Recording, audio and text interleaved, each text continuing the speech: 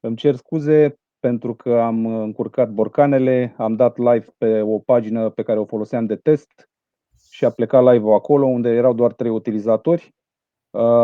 Acum sper să fie bine. Ce anume? Întâmplători.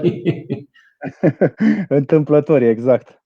Acum sper să fie bine, încă nu am confirmarea că suntem live pe pagina. Mai un minut, două, să dăm vreo 2 persoane să ne spună că ne văd pe eveniment măcar.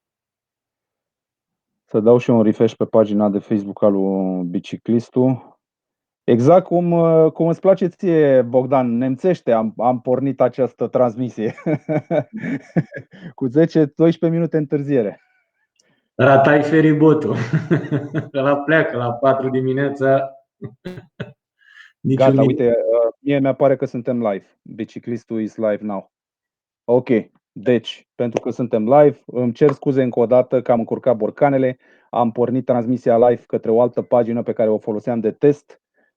Am uitat să dau un save la un butonaș undeva acolo nevăzut și tot pornea pe pagina de test această transmisie live. Bun. Acum că am pornit live, evenimentul a fost anunțat. Știți cu cine stăm de vorbă, cu Bogdan Mihai Ioniță, care are la activ mai multe concursuri de triatlon extrem. Triatlon extrem pe care mi-am dat seama că nu l-am descris cum trebuie. Nu i-am spus distanțele ca să avem amplitudinea unui astfel de concurs. Deci distanțele sunt cel puțin la fel ca cele de la Ironman, 3,8 sau 0,9 la not, nu mai știu. 3,8 km la not. Distanță lungă, așa numitul triatlon pe distanță lungă. Așa, 180 de kilometri cel puțin de ciclism și un maraton, cel puțin un maraton. Da. Și acum diferența este dintre un triatlon extrem și un Ironman este că la cele extreme condițiile sunt mult mai dure, la toate probele. Înnoți în ape foarte reci, sub 10 grade. Bogdan, care a fost cea mai... Nu piedici organizatorii, dacă ți se pare prea frumos. Nu, este o diferență în ceea ce privește peisajele pe care le vezi, și anume totul este mult mai sălbatic și atunci faci cunoștință cu natura adevărată. Adică se înnoată în lacuri și mări, nu contează că sunt agitate sau adânci. Am văzut ieri că se recomandau adâncimi mici la discuția dintre cei doi Mihai pentru lacuri. I-am scris la un moment dat lui Mihai când am fost la Norseman, că organizatorii ne spuneau că adâncimea lacului are 1000 de fiordului, deci fiordul Hardanger are 1000 de metri adâncime. Deci înnoți într-o mare de 1000 de metri, la astea, apa depinde, nu e obligatoriu să fie foarte, foarte rece. Temperaturile sunt în funcție de noroc, poate să fie începând cu 10 până la vreo 14-15 grade, cam așa. Iar la probele grele încep de-abia după, și anume la bicicletă, unde încep diferențe de nivel. Nu există concurs sub 2500 de metri la bicicletă și se întind până pe la vreo 4500-5000 de metri, renumitul e un Embrunman. Apoi la alergare. Să menționăm că este vorba despre diferență de nivel, nu? Adică urci cu bicicleta 5000 de metri. Pozitivă, da. Și la maraton ai de urcat un minim 2000 de metri la toate alergările. Da. Hai să am pregătit un filmuleț, ți-am spus deja despre el. Să difuzăm un filmuleț așa care îți va ține un minut, maxim 2, în care să vă dați seama un pic cam ce înseamnă un concurs de triatlon extrem. Ia să vedem.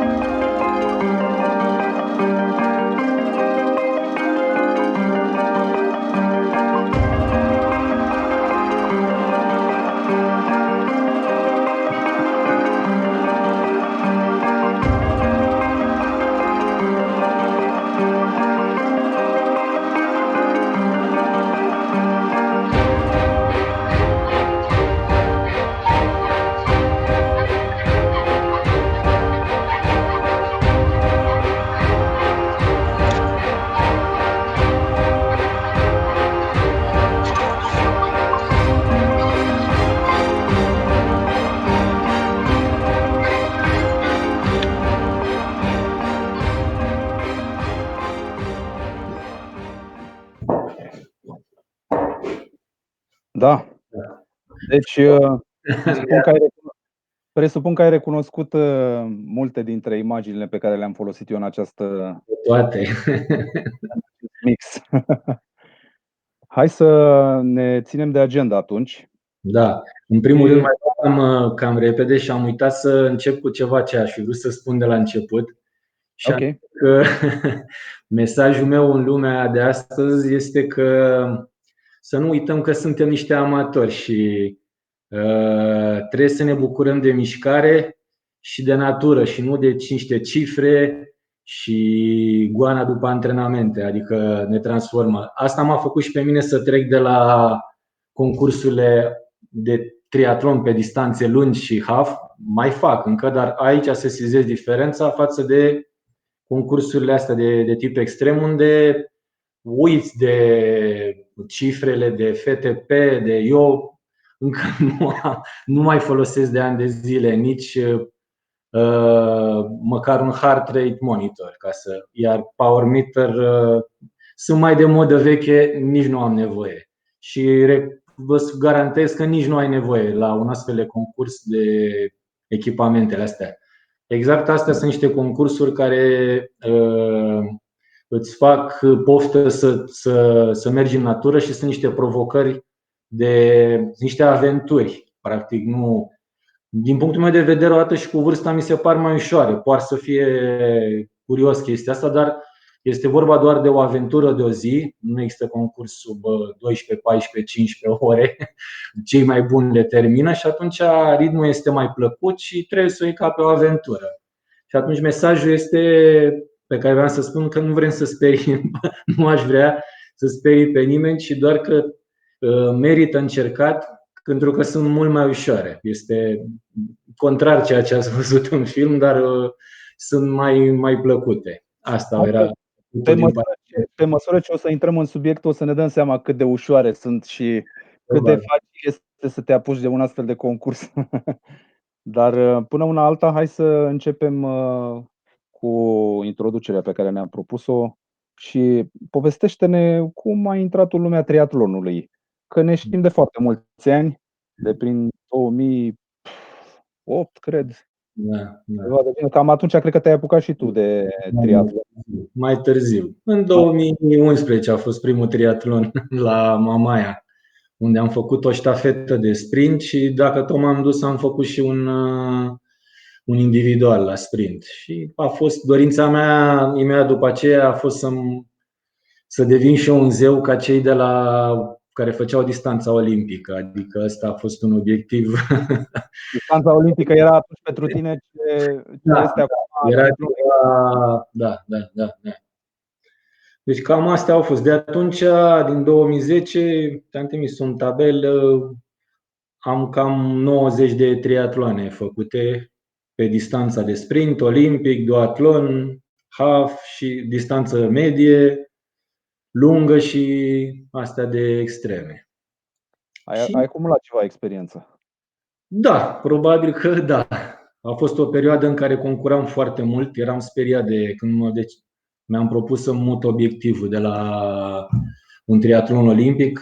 Mi-am dat seama că eram uimit de ce pot să fac și mi-am propus și am avut un plan pe 3 ani să pot să fac un triatlon pe distanță lungă de Ironman. Și îmi propuneam să merg la foarte multe concursuri și să fac volume mari, să mă obișnuiesc cu volumele.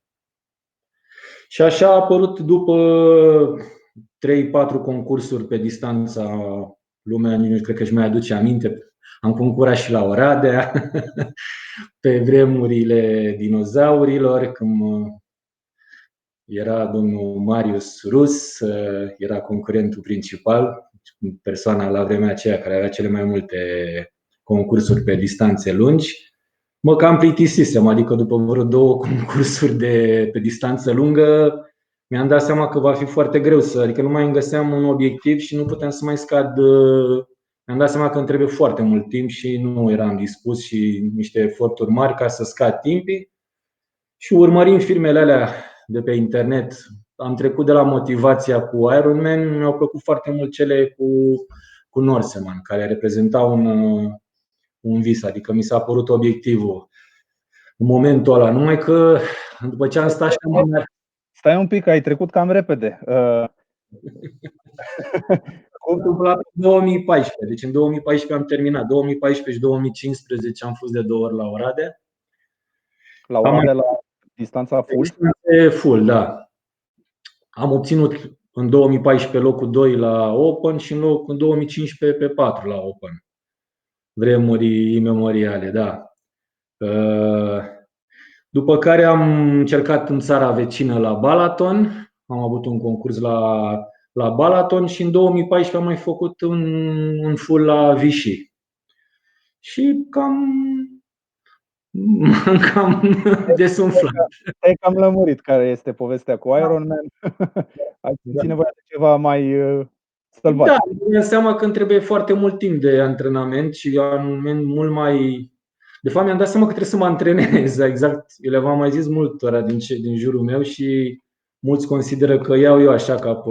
Dar mie nu-mi place să mă antrenez. Deci nu știu ce exemplu sunt pentru ascultătorii tăi. Pentru triatlonul extrem nu trebuie să te antrenezi? Că mă bag și eu. La mine tot sunt am prieteni cu care facem ieșiri de o zi, ai adevărat, adică plecăm de dimineața și ne întoarcem în seara și asta se întâmplă de minim 3 ori pe zi. Și alea le considerăm ca pe niște ieșiri. Nu ne fugărește nimeni, adică de 3 ori pe săptămână, da. Și s-a transformat alt gen de. Nu avem target, nu știu, mă întreabă lumea de FTP, nu știu, Power, nu știu la ce m-ar ajuta într-o drum. De-aia zic, sunt într-o am altă viziune și sunt mult mai relaxat.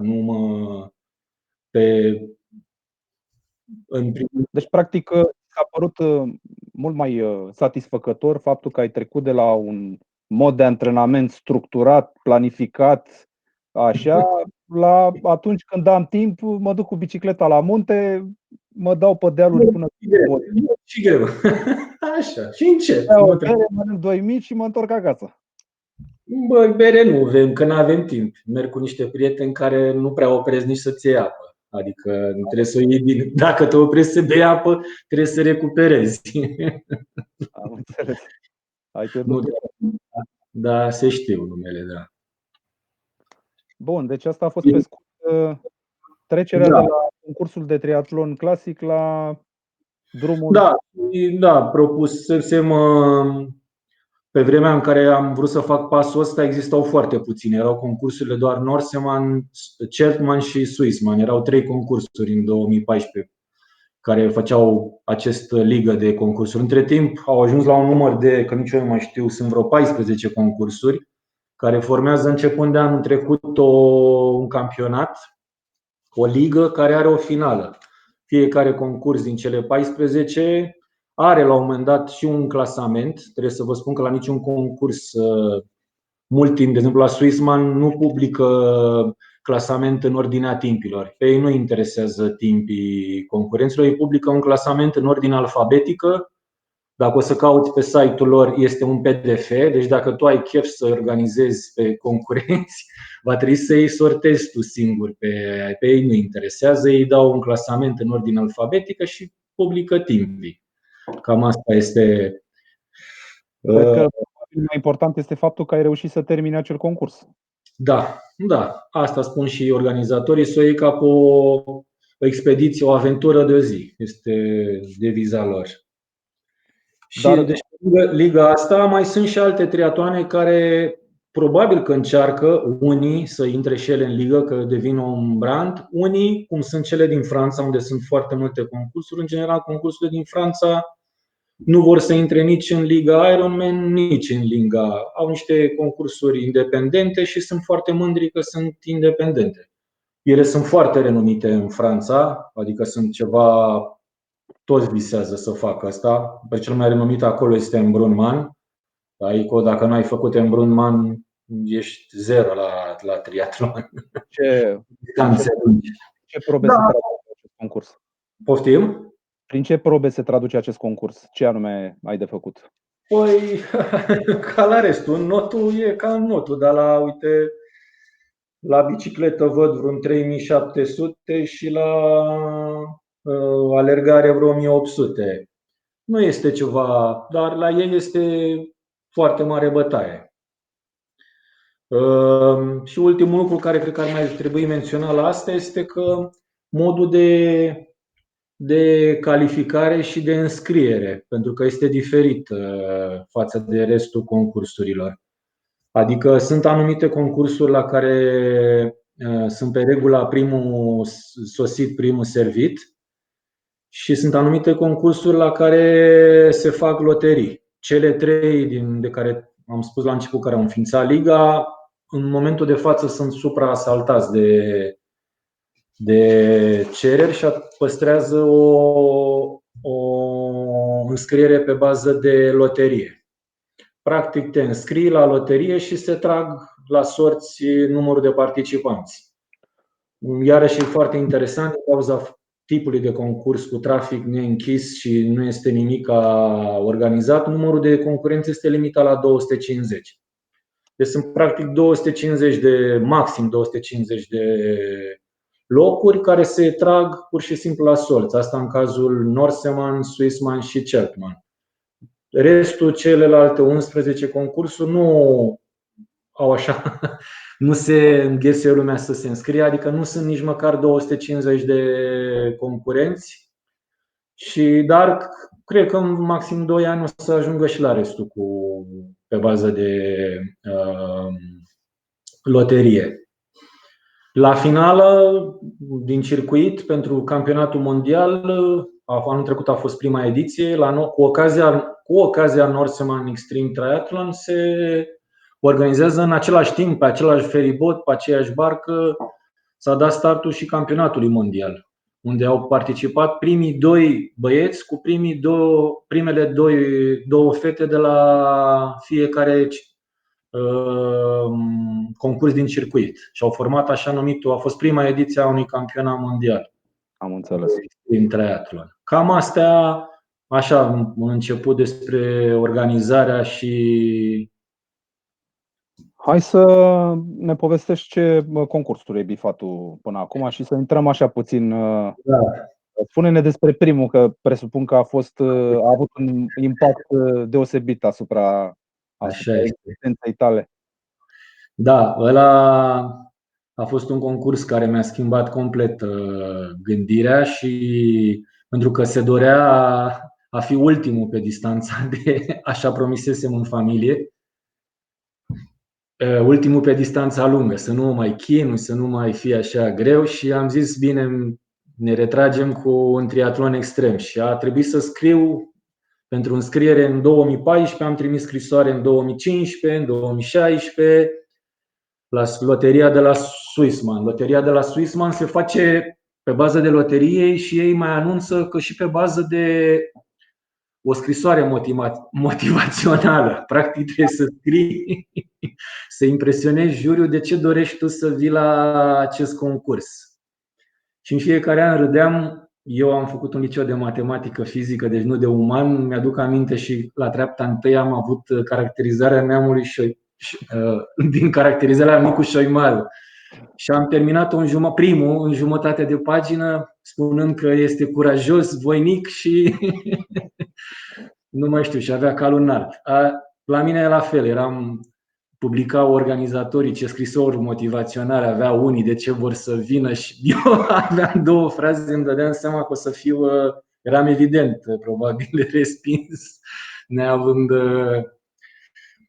Și probabil că am impresionat că în anul ăla, când a fost acceptat, am scris un singur lucru, că împlinesc și eu 50 de ani și vă rog frumos. Da, și probabil că asta a fost.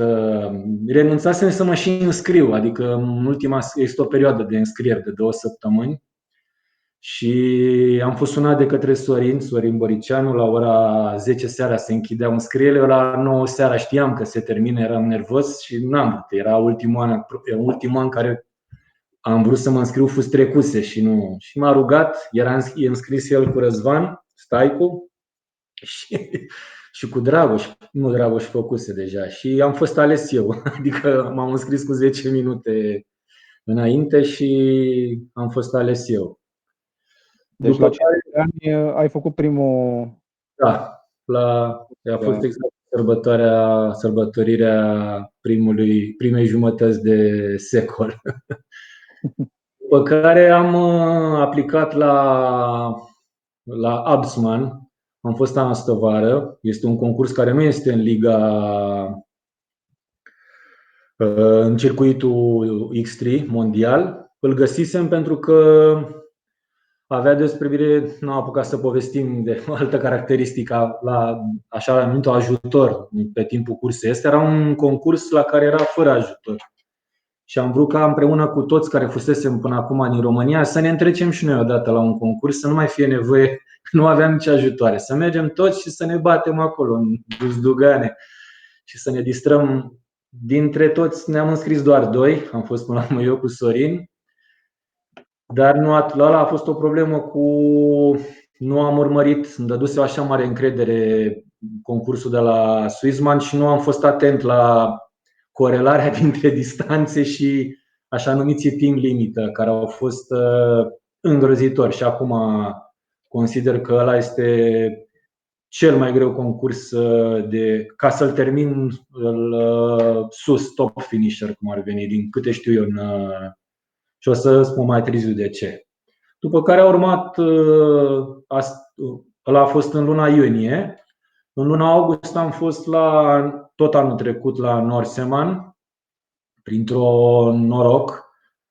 Evident că nu am prins la loterie, însă am prins o loterie de la, înființându-se acest circuit mondial, pe lângă concurenții trași la sorți, ca să încurajeze înscrierile, Swissman a avut dreptul să trimită încă 8 concurenți prin tragere la sorți și din cei 250 am primit slotul înainte de tragerea la sorți de la Norseman, prin tragere la sorți de la Swissman, o invitație la Norseman și am reușit să prind acel slot. Bineînțeles că m-a achitat taxa și tot în aceea zi, cu vreo lună înainte de a se... Și ultimul a fost cel din Muntenegru de anul trecut, când mă simțeam foarte bine, din ce în ce mai bine. Fusesem în Italia o săptămână lângă Sorin la Icon, m-am plimbat vreo 10 zile cu bicicleta, venisem transfer, Mamaia, fuseseră 4 săptămâni concursuri, fiecare 3 half-uri la rând și mă simțeam din ce în ce mai bine. Și m-am simțit că mă încălzesc și a trebuit i-am scris organizatorului Igor, care este un prieten, organizează și la Black Lake, la Cotor un half. I-am scris că vreau să vin la el, mi-a trimis imediat o reducere, el avea vreo 50 de înscriși fiind la prima ediție și destul de greu să convingi un austriac, probabil un suedez, să vină nu știu, cred că știe unde e Muntenegru. Eu cunoșteam țara, că făcusem vreo 3-4 concedii, am participat și la concursul ăsta foarte greu din Muntenegru. Este cel mai greu concurs de triatlon extrem la care ai participat până acum? Ca duritate, da. Cred că cu o mică eroare, niște erori pe care le-am făcut la alergare, legate de traseu și niște condiții neprielnice, aș putea să termin sus. Fotografia pe care am pus acum pe stream este din Muntenegru? Da, sunt la ieșirea din apă. Poate ne explici un pic această... La ieșirea din apă... Echipul lui Sorin Boricianu, care se uita la tine. Stătusem cam mult în apă, se lăsase ceață, am pus niște filmulețe mai de dimineață pentru a înțelege starea. S-a lăsat o ceață foarte mare în not și nu se mai vedeau pur și simplu balizele. Balizele erau luminate și nu mai vedeam. În cauza ceții nu se mai putea vedea la maxim 3-4 metri. Ce să vedem la distanțe de sute de metri, nu. Am stat foarte mult în apă, vreo oră jumătate într-o apă de 10-12 grade cam avea în mijloc și Sorin care știe ce înseamnă că face și el, s-a gândit că nu o să fie prea bine să întârzi jumătate de oră plimbându-mă în apă și era cam îngrijorat de ce o să fie. Din păcate, greu de-abia atunci urma, cine nu știe. Auzi, da, hai să comentăm puțin așa echipamentul cu care erai. Păi, Văd în că ai primul rând, la Sorin. Adică Sorin, să știți că are un pantalon pe sub el, garantez că mai avea ceva pe sub el, pe sub pantaloni. Sunt costumul ăla sigur. de neopren pe care l-ai pe tine pare foarte gros așa. Zici că este o armură. Nu, este un concurs de 3, este un neoprenul normal, care nu la orice concurs are 3 mm. Mhm. A fost prima oară când am purtat însă ciorapi și mănuși. Au fost senzaționale, le recomand, de la Pare, Zone. pare că ieșeau aburi așa din respirația ta, nu? Sau mi se Da. pare mie? Păi asta vreau să zic, că cel mai greu nu a fost în apă. În apă era bine, afară era rău. Afară erau, când am plecat la start la ora 3 dimineața, am o poză dacă o ai, bordul mașinii mi-a arătat 0 grade, adică atenție, pericol de îngheț. Deci noi am plecat la ora 3 dimineața într-o stațiune de schi în octombrie, la un concurs de triatlon, afară fiind 0 grade. La ora când am ieșit din apă erau 2 grade. Problemele mari au fost la dezechipare, când a trebuit să mă dezechipez într-o parcare cu asfalt pe jos, la 2 grade. Și dezechipat, șters, adică a trebuit să mă... Am făcut un plan și niște exerciții cu Sorin, știam ce trebuie să... El a fost cel desemnat dintre cei doi, între Sorin și Răzvan. Răzvan Ilie, cel care mă asistă la toate concursurile, numai că de data asta l-a desemnat pe Sorin să facă treburile mai complicate și mai rapide și el a fost cel că nu are voie să intre lângă tine în tranziție decât o singură persoană care are voie să te asiste la dezechipat, echipat și aia a fost cel mai greu. Ștersul, să reușești să te... Pentru că urmau 180 de km pe bicicletă și ud nu cred că era bine să pleci. E, 2 grade, da, afară. câte grade? 2. 2 grade. Echiparea s-a făcut la 2 grade și echiparea la loc. Proba de bicicletă ai pornit în proba de ciclism la această temperatură de 2 grade? Da. Și s-a terminat la vreo 7 grade, la prânz. Și cum ai perceput temperatura asta? Ai fost Da. într-un anumit fel? Da, mă preocupă destul de mult, dar studiez și vă recomand să urmăriți articolele de pe site-ul celor de la Norseman. Am fost foarte pregătit pentru frig în Norvegia, însă am avut unii zghiroi, am zis blestem, a fost o caniculă în Norvegia, deci am avut Norseman prea călduros. Însă am dat pentru ceea ce mă pregătisem pentru Norseman în Muntenegru și am fost pregătit și psihologic și ca sfaturi de cei de la Norseman care studiază ce se întâmplă cu corpul sportivilor de vreo 4-5 ani. Sunt singurii din lume care fac cercetări, nu există studii. Este un doctor care face parte din echipa celor organizatorilor de la Norseman, studiază la facultate din Oslo, au niște studii. M-am oferit și eu voluntar, am făcut parte din cei 20 de voluntari care au primit niște medicamentație cu 3 luni înainte de concurs. Mi s-au luat sânge cu 3 luni înainte, o zi înainte de concurs, la finish am dat sânge și a doua zi. Deci ne-au măsurat, studiază efectul apelor reci asupra organismului și printre lucrurile recomandate de el, ei era uleiul de krill. Iau de 2 ani de zile. Este singurul supliment pe care îl iau. De krill. De krill. Da. Când ți-am spus ție, îl iau pentru că ei spun că este cel mai bun, este singurul antiinflamator de care ai nevoie și ajută foarte mult la fenomenele inflamatorii care se întâmplă în organism. Iar la proba de not, cel mai greu într-un triatlon extrem este nu în apă. Multă lume crede că se întâmplă în apă. Nu.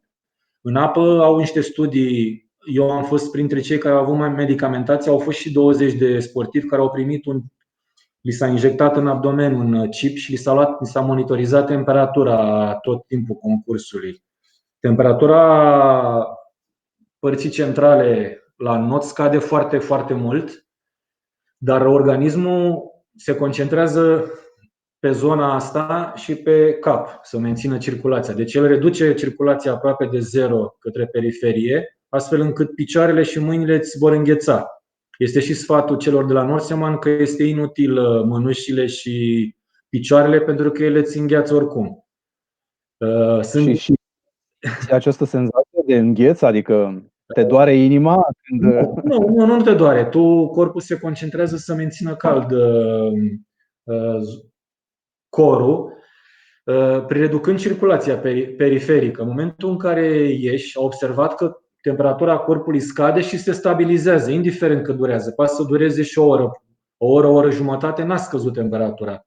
Însă grăul de-abia atunci începe. La proba de bicicletă, Norseman se desfășoară la nivelul mării și este pe malul unei fiord și trebuie să urci ai de urcat 1000 de metri în primii 10-12 km. Deci imediat cum ori pleca pe bicicletă, începe urcarea. În momentul ăla n-ai cum să mergi pe plat, n-ai cum să mergi încet, se pun în mișcare mușchii piciorului. Pulpa este cel mai mare mușchi al organismului și începe să ceară foarte mult sânge. Și în momentul ăla o mare cantitate de sânge intră în contact cu o mare masă de carne și mușchi și în momentul ăla inima nu mai poate și zona centrală nu poate să mai încălzească returul de sânge rece care se întoarce din picioare și în momentul ăla toți la Norseman au studiat că atunci mai scade cu încă 2 grade și acolo e critic. Toți degeră și se opresc, nu mai pot de frig la concursurile astea. Anul ăsta a fost puțin mai caldă apa. La bicicletă. Pe primii kilometri de bicicletă, adică sfatul lor este, dar n-au ce să facă, este ceea ce făcea și Paul. Mișcări foarte lente, dacă se poate deloc, la ieșirea din apă rece. Îți faci rău punându-te în mișcare, făcând să te încălzești, nu trebuie să te încălzești. Îți faci rău. Da. Deci cam despre cele cu primul servit, primul sosit, loterie la cele 3 și interesant este de numărul limitat de concurenți, pentru că un triatlon de ăsta de tip extrem din această categorie presupune un concurs într-o zi normală din țara respectivă, unde te duci, traficul nu este închis, nu ai niciun drept, tu trebuie să te supui ca și cum te-ai plimba singur prin România și nu te așteaptă nimeni și atunci trebuie să fie un numărul mai mic, să nu creeze plutoane periculoase, sportivii să se întindă pe distanțe mari și să nu se pună în pericol pe parcursul traseului. Am înțeles. Hai să trecem la un subiect care ți s-a părut interesant când ți l-am propus. Da. Succes versus eșec în triatlon extrem. Presupun că ai avut parte și de una și de alta. Da. Aici mi s-a părut interesant pentru că în cazul meu a fost există la toate triatloanele extreme sunt mai multe etape. Adică din cauza distanței foarte mari și a duratei evenimentului, organizatorul și până la urmă trebuie să fie limitate la ora 12, sunt limitate la ora 12 noaptea. Au multe puncte de timp limită pe parcursul probelor de not, bicicletă, minim 5-6 puncte la care trebuie să ajungi în un anumit timp. Trebuie să treci de acele obstacole. După care există ultimul punct, majoritatea preiau același format, ultimii 5 km, 7 km de la alergare trebuie să fie extrem, extrem de grei. În general, acolo trebuie să fie o urcare gen pârtie de schi, adică după ce ai făcut ceva, ajungi la Poiana Brașov și ultimii kilometri să fie o pârtie. Din acel moment intervine suportul obligatoriu, intri în niște condiții grele, adică echipa ta de ajutor este obligată să te asiste pentru că ești destul de obosit și nu te pot lăsa să urci în munte. Deja e noapte și trebuie să urci în munte. Și acolo este ultimul punct limită care face distinția între tricouri. Dacă până în acel loc toți timpii limită însemnau descalificare, adică nu apari în clasament ca neterminat, dacă ajungerea la ultimul punct în timpul limită îți permite să faci ultima ascensiune și să iei tricoul distinctiv. Adică ești finisher sus, top finisher cum numesc ei. Top însemnând de sus, nu top de clasament. Ajungerea după timpul limită, parcurgând ceilalți timp limită de pe parcurs, dar ajungerea la ultimul, la baza pârtiei, să zicem, exemplu în care l-am dat, după timpul limită, te obligă să termini maratonul jos și ai alt gen de tricou. În cazul meu, ăsta a fost prima. Ești zeu, ești doar semizeu. Da, a fost. Nu, așa am greșit. Asta vreau să spun, că mi s-a părut aici, în cazul meu, succes versus eșec. Aici a fost la mine. Am luat-o ca pe un. La primul concurs mi s-a părut, nu știu de ce, am mers destul de bine și am ajuns la ultimul timp limită care mi-a permis ascensiunea pe Ghețar în Elveția, cu o oră înainte, o oră și ceva înainte de timpul limită, ceea ce ne-a permis mie și însoțitorilor să facem o plimbare. Și mi s-a părut, din momentul ăla eram într-o euforie, m-am înscris la următorul concurs. La următorul concurs, cel de la Alpsman, după ce m-am înscris, am aflat timpii limită și mi-am dat seama că vor fi groaznici, în sensul că bicicleta a avut 4700 de metri diferență de nivel și toate socotelile mele îmi dădeau cam 9 ore, o oră și ceva notul și cu tranzițiile.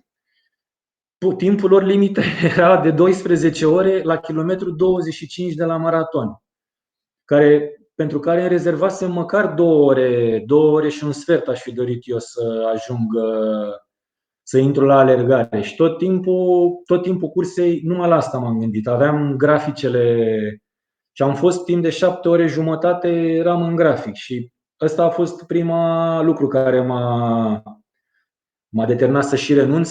L-am considerat-o ca pe un eșec. A fost o greșeală atunci. Faptul că nu ajung să fiu sus după atâta efort. La Alsman a fost unul din motivele, au fost mai multe pentru care m-am gândit chiar și de-aia am și abandonat.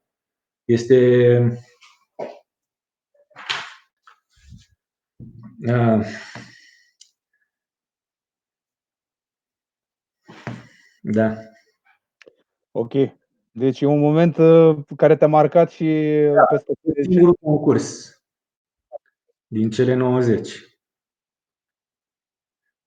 Nu-i nimic, mergem mai departe, nu? Da, asta vreau să zic. Acum văd cu totul și cu totul altfel. Nu este niciun. Toată lumea trebuie să termine concursul. Adică ai o treabă de făcut, mai ales la concursurile astea de tip extrem. Și trebuie să ajungi. Și celălalt tricou, nu la toate sunt negre, alb, este la fel de valoros. Asta este. De asta ți-am spus că este o distincție dintre eșec și succes. Dar ce vreau să te întreb, că în momentele alea intervine și oboseala nu doar fizică, ci și mentală, nu? Adică trebuie să te antrenezi și în acest sens, în afară de probele. Da, asta cred că este oricum de la început. Tot trebuie să prevezi Cred că am spus-o și ieri celor doi Mihai. Când am fost la Swissman, organizatorii ne-au spus un lucru interesant. Elvețienii ne-au zis că dacă un triatlon se termină cu mușchii, un triatlon pe distanță un Ironman se termină cu mintea, că trebuie să-ți faci tot felul de calcule, pe când un triatlon extrem se finalizează numai cu ajutorul inimii. Adică, culmea, trebuie să-ți dorești să faci asta mai mult decât mintea. Să știi că mă întreabă mereu soția la ce te gândești la concursurile astea și să mor dacă știu la ce m-am gândit. Adică timpul, cele 17 ore, n-am avut niciun alt gând toată cursa decât la ce mănânc, ce bolovan e în față, ce piatră, ce viraj. Cred că n-am niciun alt gând în afară de a analiza ce se întâmplă în jurul tău. Singurele momente în care, într-adevăr, este mult mai distractiv este momentele finale, când îți vine suporterul și are voie să te însoțească. Și în momentele alea apar glume, adică glumim unii de alții, râdem, facem. Ții la glume, nu? În momente de astea extreme în care ești epuizat. Facem și în general râdem de noi, adică nu sunt. Deci astea cu mintea, trebuie să fii hotărât că să faci ceva, dar sincer, mintea mea e ocupată cu altele, adică și în primul rând cu mâncarea.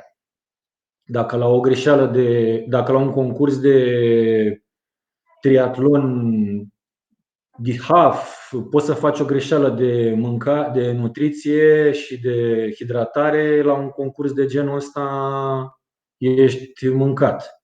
Adică și de mâncat și de dozarea efortului. Adică îți dai seama că o greșeală la bicicletă, apeși prea tare, poți să pierzi 2 ore la celelalte probe, dacă nu ești în stare să ții un ritm la. Povestește-ne ce înseamnă nutriție la un astfel de curs care se întinde pe atâtea ore și în cadrul căruia organismul trece prin toate stările posibile. Presupun că nutriția este unul dintre. Sigur, mănânc. Nu știu, că ți-am zis, nu țin, ăsta ceasurile îmi dădeau și 12, mie mi-au dat și 12.000 de, nu știu ce baze au, în jur de 12.000 de kilocalorii consumul zilnic în ziua concursului. Asta mi-arată. La ultimul concurs e ceva simpatic. La cel din Muntenegru, când am plecat, soția s-a gândit să-mi cumpere niște blugi noi. Și în loc să ia măsura după blugii pe care îi purtam, a luat măsura unor blugi pe care nu-i mai purtam pentru că mi-erau mici. Și a zis că știa că aia pe care îi port sunt un pic mai mari, mi-a luat mai mici. Deci pe ea mi-a luat mai mici decât aia care nu puteam să-i port, că erau mici. Când am venit din Muntenegru, mi-erau mari, aia care erau mai mici decât cei mici. Pe scurt, cât ai pierdut în greutate cel mai mult la un astfel de concurs? În Franța m-am cântărit și au fost vreo 7 kg. Pe care le-ai pus repede la loc sau? Nu, foarte greu. Nu, mănânci foarte, foarte mult. Adică nu reușești. Durează vreo 2 săptămâni până când îți revii. E un consum, atunci într-adevăr nu simți o oboseală. Mă mișc, n-am nicio problemă. Nici măcar febră musculară n-am avut la niciun concurs. Problema e că ți-e somn, organismul dormi foarte mult și mănânci mult. Poate atunci ar fi bine să recomandăm triatlonul extrem celor care vor să slăbească.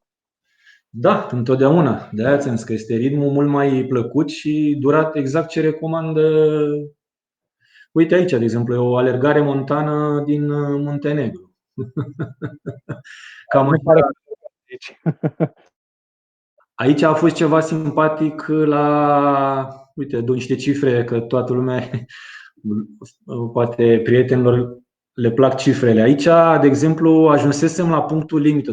După 12 km de alergare pe care am făcut în vreo oră și jumate, am ajuns la ultimul punct, unde intram în munte. Muntenegru înseamnă cam așa. Deci traseul de alergare era ăsta. Și mai aveam, ajunsesem la ora 4. De la ora 4 până la ora 9 trebuia să ajungem de la kilometrul 12 până la kilometrul 37. Deci erau 25 de kilometri pe care trebuia să-i facem în 5 ore. Uite, niște sportivi ca Sorin Boricianu, Bogdan Ioniță și Răzvan Ilie n-au fost în stare să facă 25 de kilometri în 5 ore. Da. Pentru că traseul a fost așa. Aici era porțiunea înainte să ningă și să ne prindă lapovița. Vântul, ne-am pierdut de multe ori de pe traseu. Marcajele, după cum vedeți, sunt numeroase. De zonă, dacă te prinde ceva ninsoare, ceață, ești cam pe cont propriu, nu? Adică Tot timpul ești la alergare pe cont propriu și de-aia, fiind în ultima parte, de-aia este obligatoriu la toate concursurile astea să ai un suporter, un ajutor lângă tine care se presupune că e mai lucid și mai... Există la intrarea în munte și un echipament obligatoriu care este verificat, adică ajutorul tău se prezintă la ultimul punct de control înainte cu rucsacul tău și rucsacul lui. Din echipamentul obligatoriu fac parte mănuși, căciulă, bluză termică, pantaloni antivânt, bluză antiploaie. Toate cu cei mai striguroși au fost cei din Italia, de la Icon, în care îți dădeau și valorile. Trebuia să ai membrane Gore-Tex și ce valori trebuie să ai la rezistența la vânt și la ploaie, respectiv 30.000 la vânt. Căutau etichetele echipamentelor sau pe site. Deci a trebuit să facem cumpărături, că nu au fost acceptate toate echipamentele care am crezut noi că sunt. Și are telefon și majoritatea, sportivul este urmărit prin GPS și în caz că te abazi de la traseu, organizatorul te vede prin satelit și comunică însoțitorului care trebuie să aibă telefon la el că te-ai abăsut de pe traseu, comunici cu organizatorul și ți se spune. Da, uite, am afișat pe ecran acum următorul subiect pe care ni l-am propus noi, logistica din spatele unui triatlon extrem. Subiect pe care l-ai găsit cel mai util. Hai să o luăm așa, cu începutul. Că tu ești o persoană foarte organizată.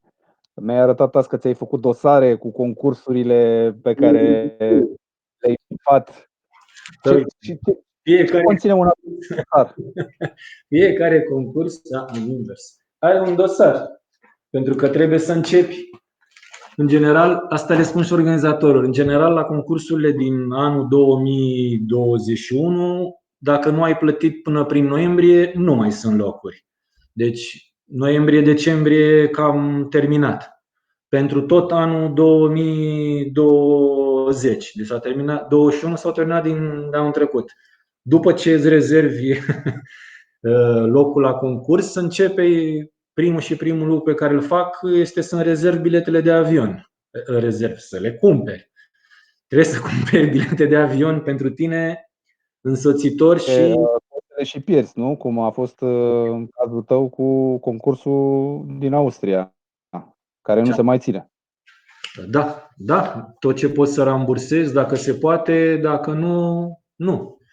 Taxele de concurs organizatorii le-au rambursat. Acum fiecare dintre noi cum își rambursează, recuperează sau au primit vouchere de la companiile aeriene sau dacă rezervările deci asta urmează rezervarea de avion, care este cea mai importantă, să ai niște date bune și preț bun, după care urmează cazările. Spun cazări pentru că nu este vorba ca la un concurs. Dăm exemplu un triatlonul de la Mamaia, unde mergem până la Mamaia, stăm într-un hotel și acolo stăm, acolo toate concursurile astea, sau majoritatea dintre ele, sunt niște concursuri point-to-point. Adică înnoți într-un lac, iei bicicleta și mergi în linie dreaptă sau șerpuită 200 de kilometri, după care alergi, astfel încât finish-ul nu este niciodată unde ai avut. Îți trebuie o cazare de unde ai plecat și o altă cazare unde ai sosit. Pentru că a doua zi se desfășoară festivitățile. Deci Cine îți mai, trebuie. Poftim? cine mai poate să se miște, a doua zi vine Toți vin. la festivitatea de premiere. Pentru că este singurul. Era un subiect al nostru, vorba de bani, că aici e vorba la logistică. Nu, cred că toată lumea își imaginează acum, în afară de taxă care variază între 300 și 500, 600 de euro, restul cred că ne putem închipui și noi niște bilete de avion, incluzând o cutie, că deplasarea rare ori se pot face cu mașina la distanțele astea. Deci îți trebuie plătești o cutie de avion pentru bicicletă. Mașina reprezintă o problemă.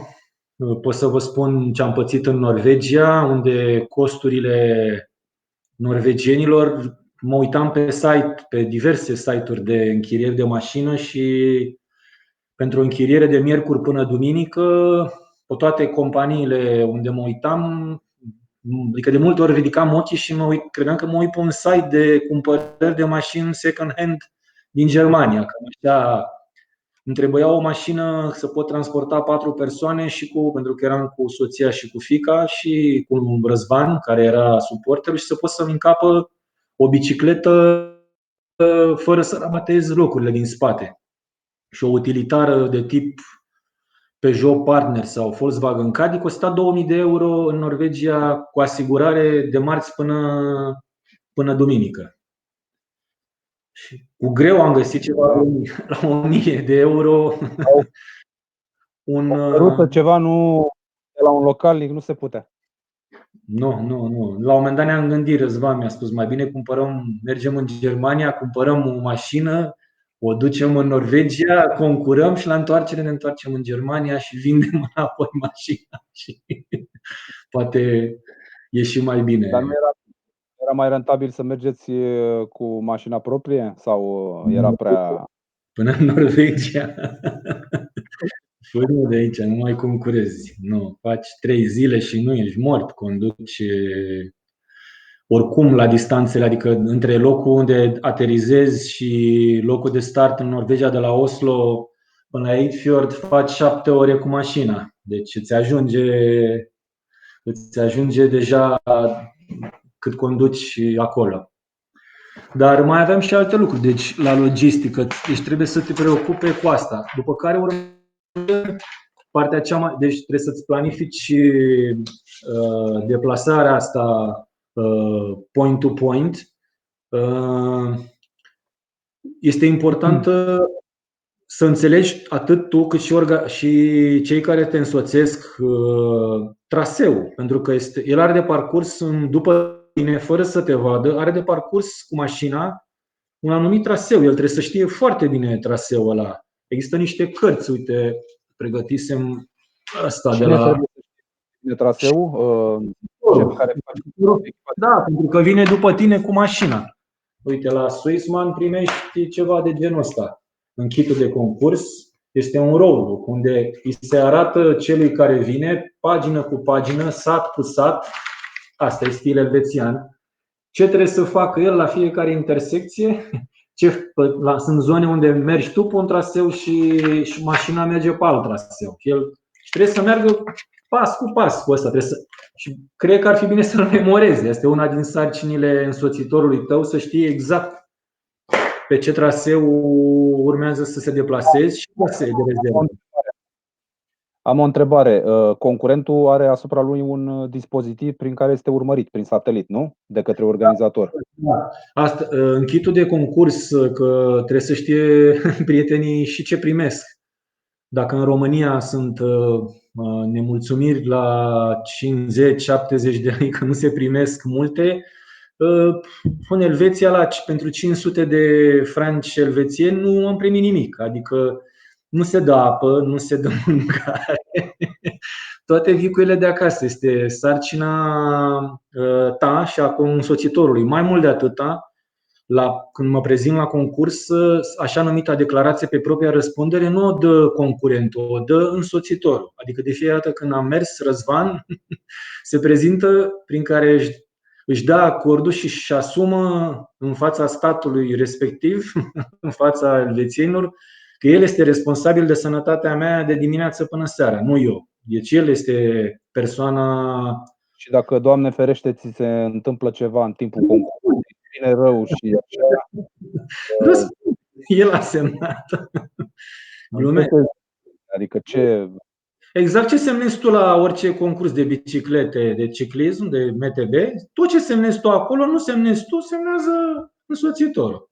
Dacă vreau să-l trimit odată. Deci toate clauzele alea, orice accident, orice își asumă faptul că este teren accidentat, că e periculos, că știi că asta și subsemnatul îl iau pe cutare în grijă de dimineață și îl aduc înapoi.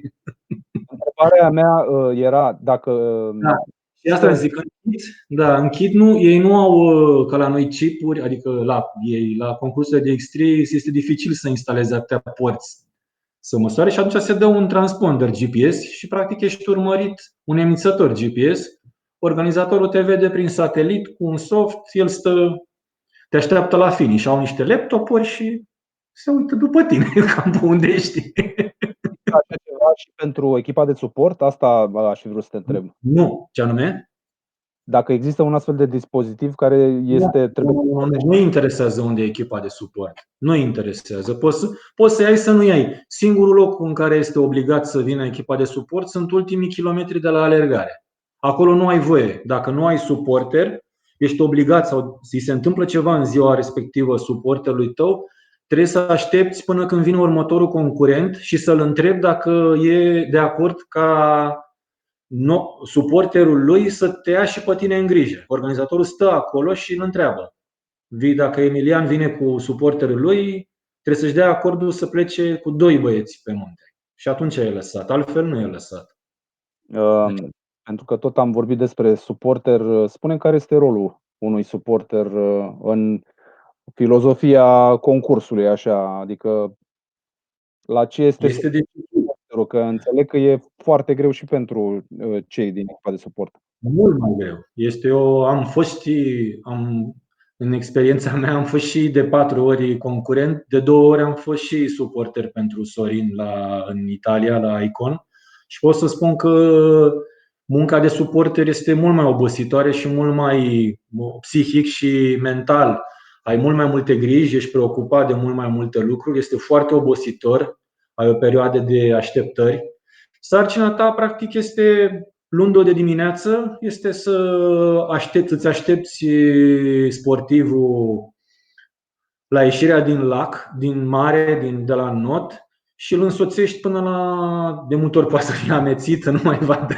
Îl duci până la locul de bicicletă și ajuți la dezechiparea de la not și echiparea pentru bicicletă. După ce pleacă sportivul cu bicicleta, rolul tău este să strângi echipamentul de not în niște saci, ți aduci de acasă sau ce vrei tu, că nu primești nimic. Bii cu ce vrei tu și fugă repede la mașină, că ăsta în general prinde avans. Adică îți spun din experiență, la Swissman, Răzvan și cu Adrian m-au prins după 2 ore. Adică au fost 2 pe plat, au prins trafic și o mașină a prins sportivul după 2 ore. Când ajunsesem deja, nu mai aveam apă și mâncare. Nu-mi luasem mai multă mâncare de-abia după 2 ore mașina de suport a reușit să mă. Deci este o presiune și pe ei, adică panică, moare Bogdan de foame, faceți depășire, luați-o pe contrasens. Păi să știi că la un moment dat am fost eu suporter în Italia anul trecut, a fost o întâmplare simpatică. Eu cu Răzvan Ilie eram suporterii lui Sorin Boricianu și Răzvan Staicu și eram amândoi cu mașinile. Mult timp au fost distanțe relativ mici între ele. La un moment dat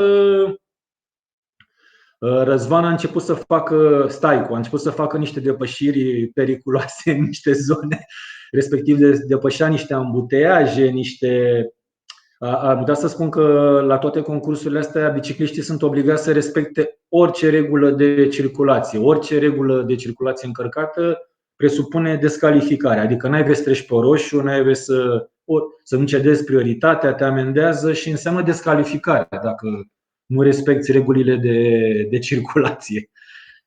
Și a făcut niște manevre astfel încât Răzvan Ilie a rămas mult în spate. Sorin era la rândul și el în față și mergeam în fața mea. La un moment dat era o mașină care mergea în spatele sportivului, lucru care este interzis de regulament. Adică nu ai voie să mergi în față, n-ai voie, și atunci mulți din greșeală nu citesc bine regulamentul, merg așa 180 de km la 20 de metri în spatele sportivului lor. Numai că în Elveția ăia sunt atât de civilizați, dacă vine o altă mașină, ăla în niciun caz vede în fața lui o mașină care stă în spatele unui ciclist și ăla gândește că, uite ce civilizat, așteaptă un moment să depășească ciclistul. Vine și al treilea, vine și al patrulea și stau așa 5 elvețieni în așteptare, fără să știe. Eu știam, pentru că mașina de suport primește un abțipil și ți-o lipești pe mașină. Sorin depășise coloana asta de elvețieni cinstiți. Am văzut că prima mașină are număr de concurs pe ea, respectiv abțipilde, și mi-am dat seama că merge în spatele bezmeticului, în spatele sportivului.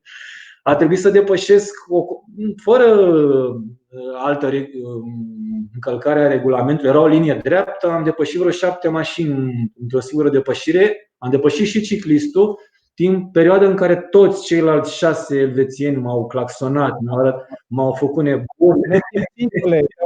Probabil, nu? Nesimțit, dar a trebuit să fac o manevră că îl pierdeam pe Sorin, pentru că și a trebuit să hrănesc 2 sportivi. Am ajuns și la Răzvan Staicu, i-am dat din mâncarea noastră, pentru că Răzvan nu a reușit să facă manevra aia și uite. Deci tu ai sarcina ta la bicicletă, este foarte obositor, trebuie să gândești locurile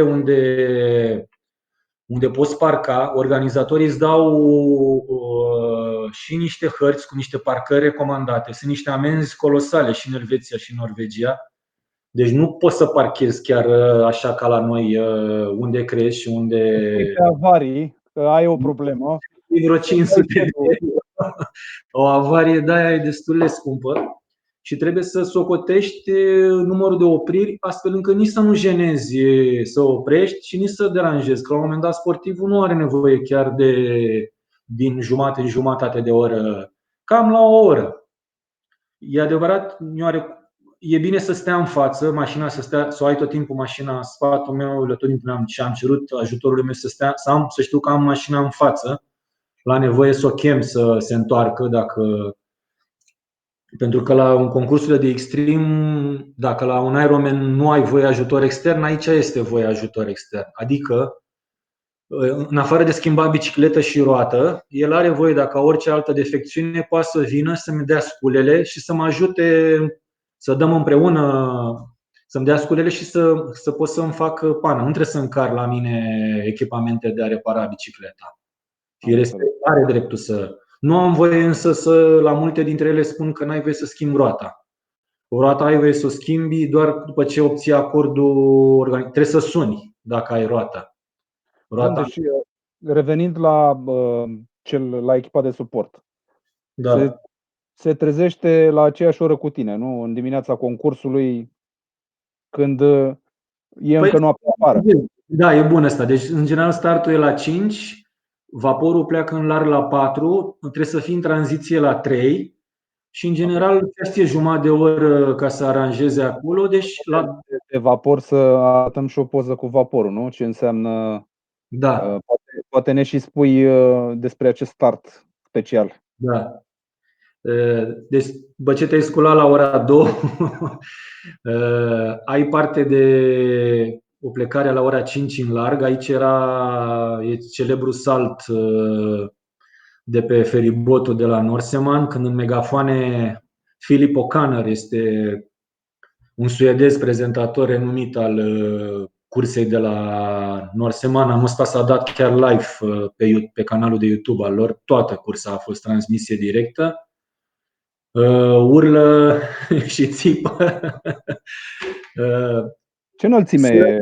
Sunt vreo 2-3 metri, nu? 4 metri jumate. Don't think, just jump, așa țipă. Don't think, just jump. Nu te gândi, sări. Asta fac o glumă pentru că una dintre recomandările celor de la medicilor de la Norseman este ca la intrarea în apă să nu îți bagi fața. E recomandarea de bază a lor. Să nu-ți uzi fața pe cât se poate. Când sari de pe feribot, în niciun caz nu te uzi pe față. Nu, dacă stai cu capul în sus, cred că reușești să nu faci pluta. Da. Da, el este, cum spuneam, că este bine de știut și trebuie să ai pe cineva cu care te înțelegi. E bine să știe ce e un triatlon și ce nevoie are, să fie o persoană care, ideal este și ei spun, să fie doi. Decât la toate concursurile mele, eu am avut parte permanent de doi. Dacă unul dintre ei era, să zicem, cel specializat Răzvan, dar măcar am fost cu soția care a condus. Adică e bine să fie unul șofer în momentul în care au fost multe cazuri în care mașina a tras repede pe dreapta, eu veneam din urmă și alimentarea o făceam foarte rapid. Eu arunc bidoanele goale, primeam bidoanele de mâncare și n-avea timp altfel să fie și șoferul. Parcarea, cum se făcea, destul de dificil. Ar fi bine să fie doi care să te ajute. Deci lucrul ăsta ajunge la loc în tranziția a doua, te așteaptă cu bicicleta, tu vii lucrurile în tranziția a doua. Eu îmi pregătesc ca sportiv de fiecare, am saci pe care le pun ca la noi. Vin cu sacii clasici de acasă, de la competițiile, sacul de bike, îmi pregătesc echipamentul. Mai am pentru bike încă cel puțin 2 saci cu haine de schimb. Echipa mea trebuie să știe, am de ploaie, haine de vânt, oricum mă schimb de vreo 3 ori în parcursul unei probe și ei le spun, ei trebuie să învețe ce saci. Le spun saci, vreau haina, trebuie să știu în ce sac e geaca de vânt, în geaca de ploaie, pantalonii. Ajunge în tranziția a doua, scoate sacul de alergare, îl întinde pe jos, eu vin, mă schimb și plec la alergare. El rămâne în spate și trebuie să strângă bicicleta, de multe ori trebuie să o asambleze în cutie sau să o bage cum poate, să o dezasambleze, că nu încape în mașină o bicicletă dacă mai ai un suporter și în general portbagajele, o să am și o poză. Portbagajul este ceva, un supermarket în care de la inaugurat de pensionari e praf, aruncă lucruri la grămadă. Cam 3 saci de gunoi aruncăm după un concurs. Deci acolo trebuie să arunce bicicleta și imediat trebuie să plece după tine la alergare. Și după ce pleacă după tine la alergare, mai alergă toată proba de alergare, 42 de kilometri? Depinde cât de norocos ești. Eu până acum am avut suporteri care, obligat, forțat, s-au oferit să alerge cu mine. Au și profitat de faptul că după 12-13 ore sperau să nu mai... Cu excepția Norseman, Răzvan a alergat. La Norseman este una dintre cele mai plictisitoare, alergări și primii 28-29 de kilometri au fost o alergare pe asfalt și cu risc, ca să nu se accidenteze, avea niște probleme la gambă. Am preferat să stea în mașină să poată să mă ajute pe ultima parte, nu pe partea de asfalt unde nu mai avea cum să mă ajute.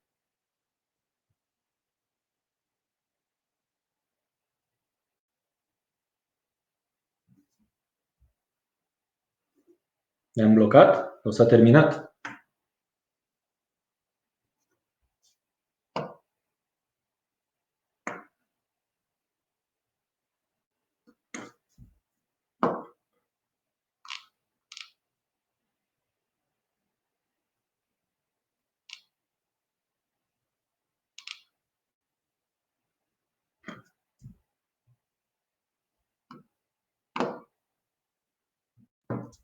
Gata, am revenit. Nu știu, am pierdut conexiunea la internet eu.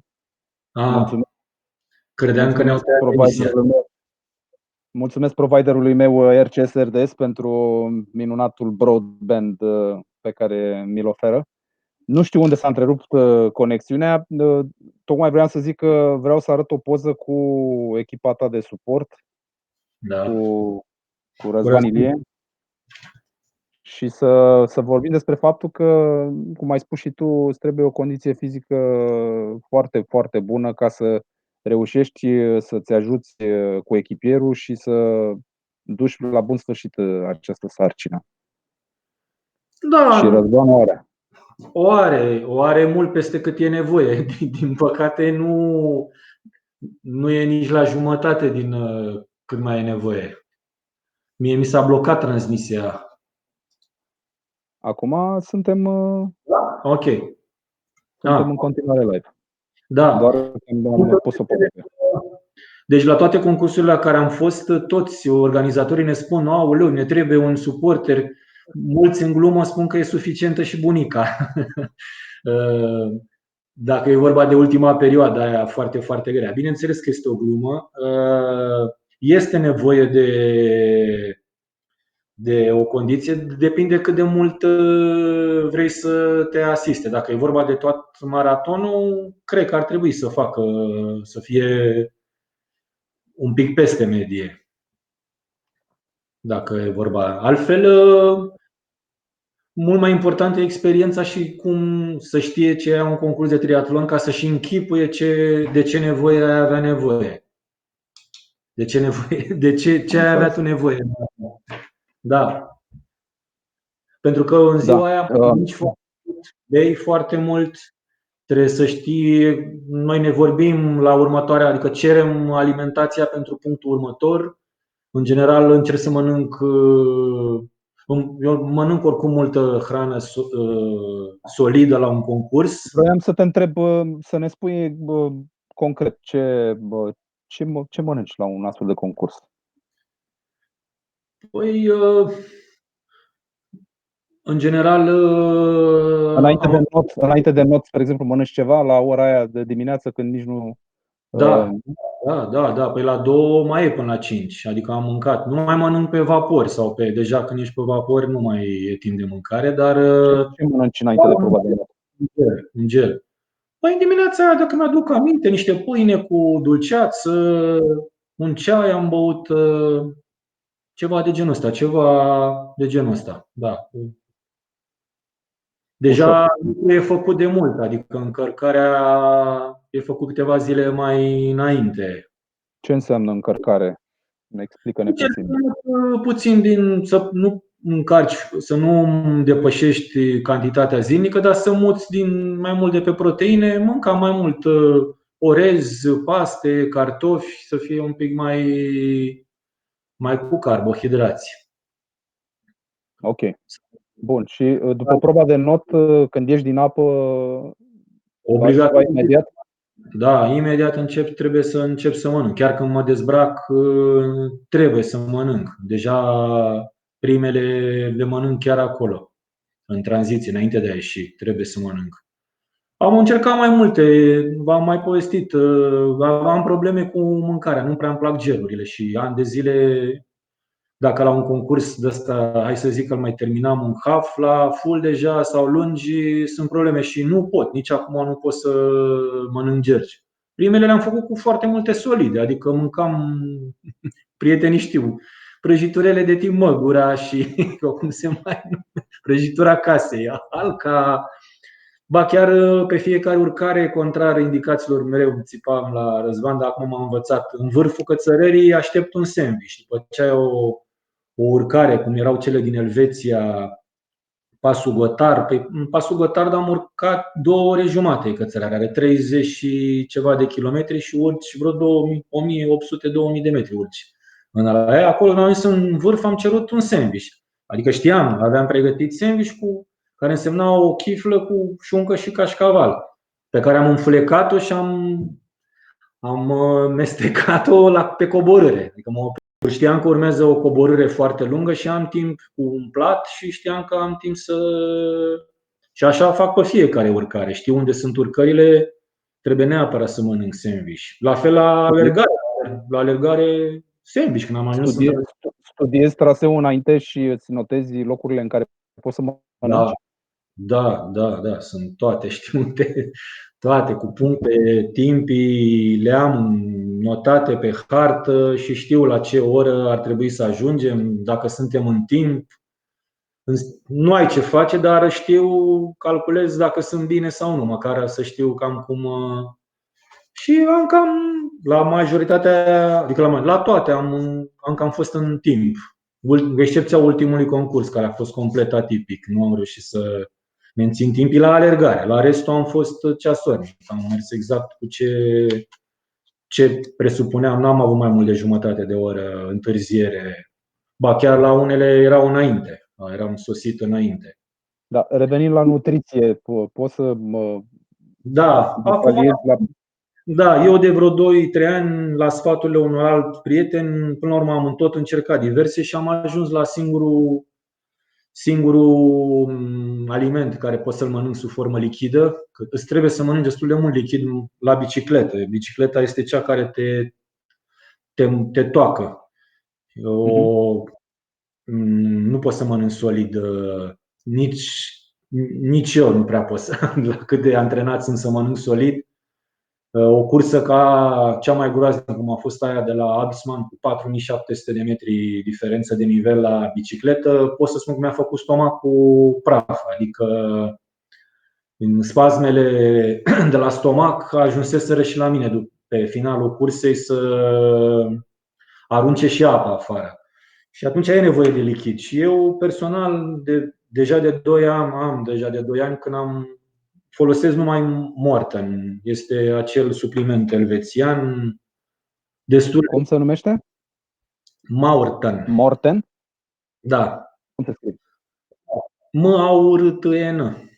Morten. Morten. Ce este acest Morten? Body Endurance. Se găsesc în două concentrații, în două cifre, 160 și 320. 160 reprezintă numărul de kilocalorii sau 320, ele trebuie să le amestecate într-un bidon de 500 de mililitri, obligatoriu, că altfel se schimbă concentrația.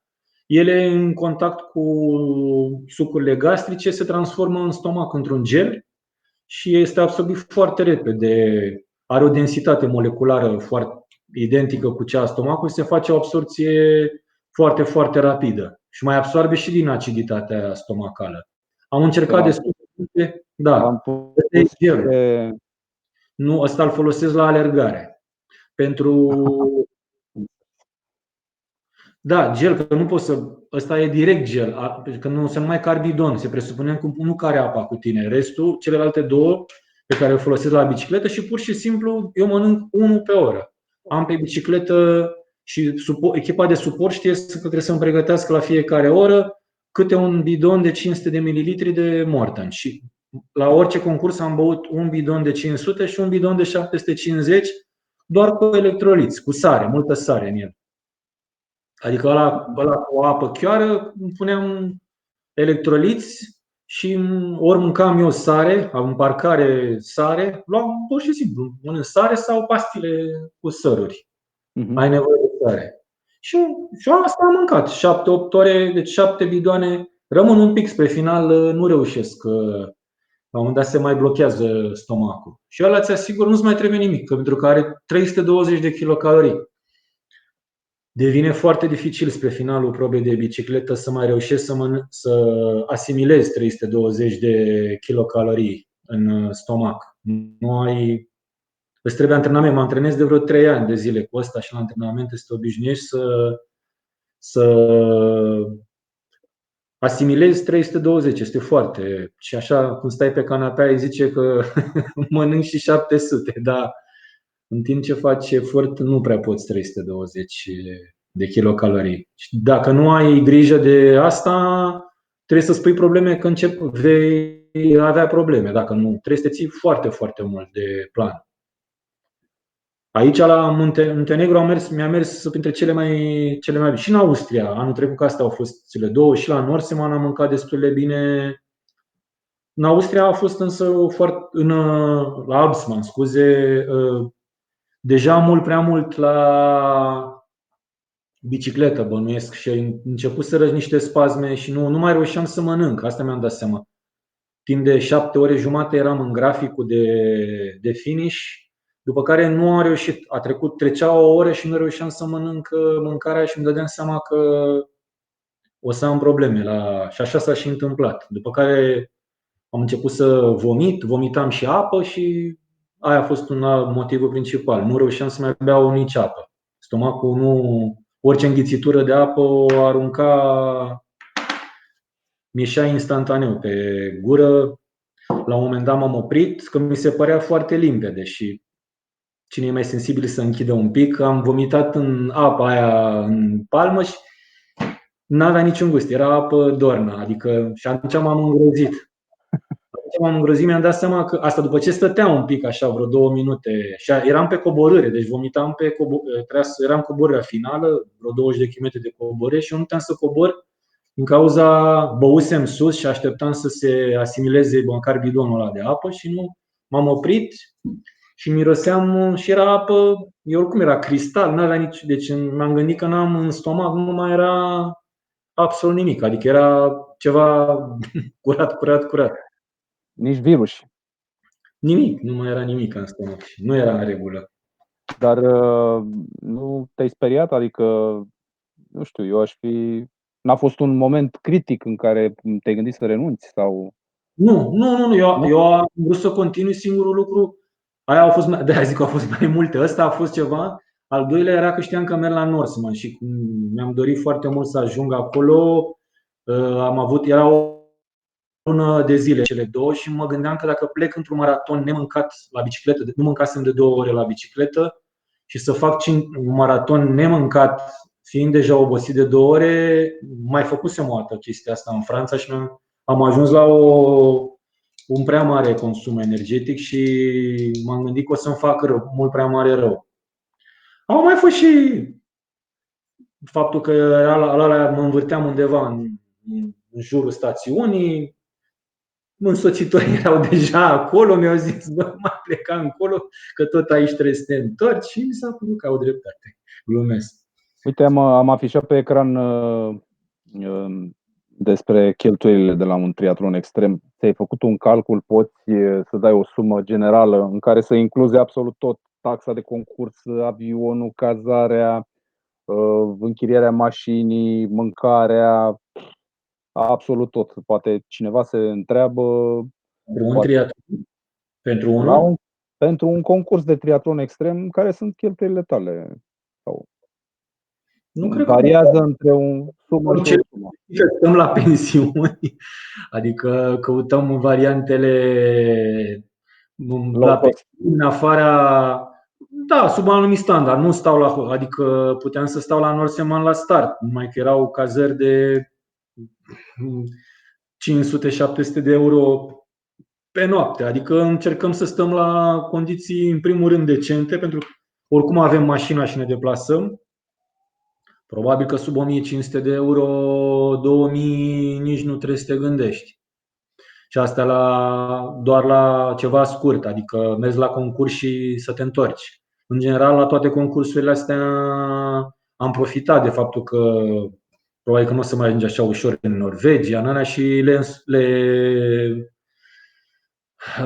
legam și o mică mini-vacanță. Mini, însemnând vreo 2-3 zile, tocmai pentru cheltuielile din zonele astea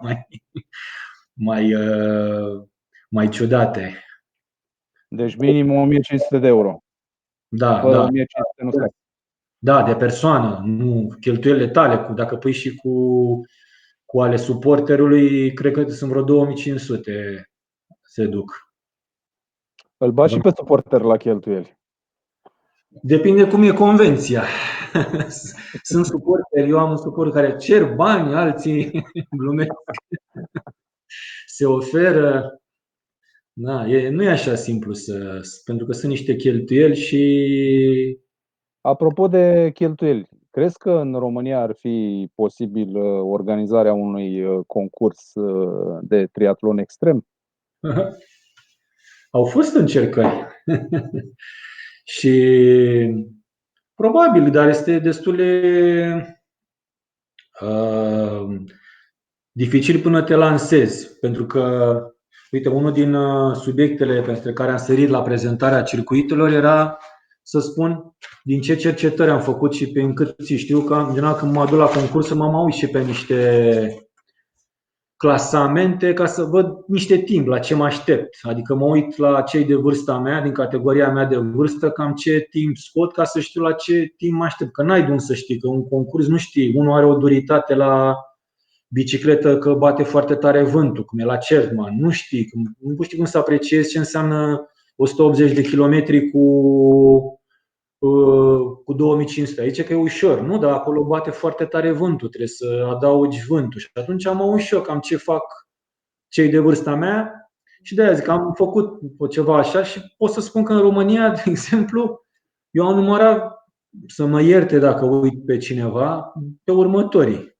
Pe locul 1 este, un număr de departe, puțin îl știu, este Cristian Boștină, care a început această serie de concursuri și cred că are cele mai multe concursuri terminate din liga asta.